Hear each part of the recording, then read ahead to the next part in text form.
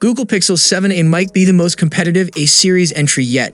It wouldn't be a Google phone if we weren't bombarded with leak after leak months in advance.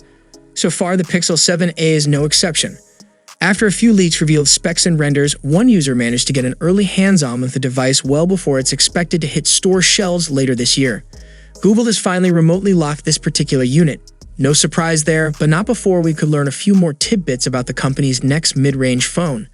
A video revealing the entire smartphone design leaked online ahead of the launch. Thanks to a Vietnamese Facebook group where someone showcased the Pixel 7a and its software interface in Vietnamese. According to the leaked video, the Pixel 7's design language will be similar to that of its predecessor, coinciding with the renders.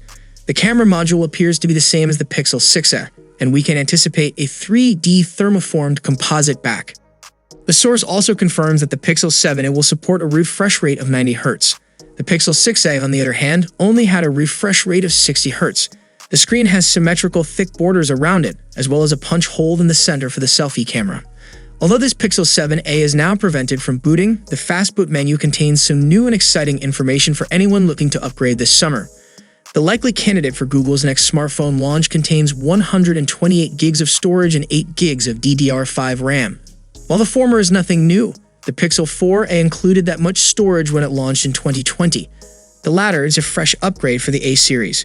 Google hasn't given its mid-range lineup a RAM upgrade since that very same Pixel 4 launch, but that's set to change this year. It's yet another spec for what's shaping up to be one of the most impressive phones of 2023.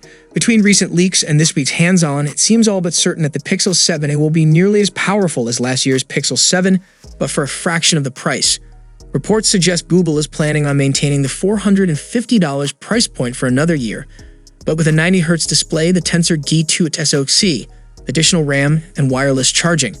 And considering we've seen the Pixel 6 on sale for just $300 throughout the last few months, a great deal could be even better next fall. So, what do you guys think about this new Pixel lineup? Would you consider to buy it if it fits in your budget? Let us know it down in the comment section, and I'll see you guys in the next one. See you for the next time.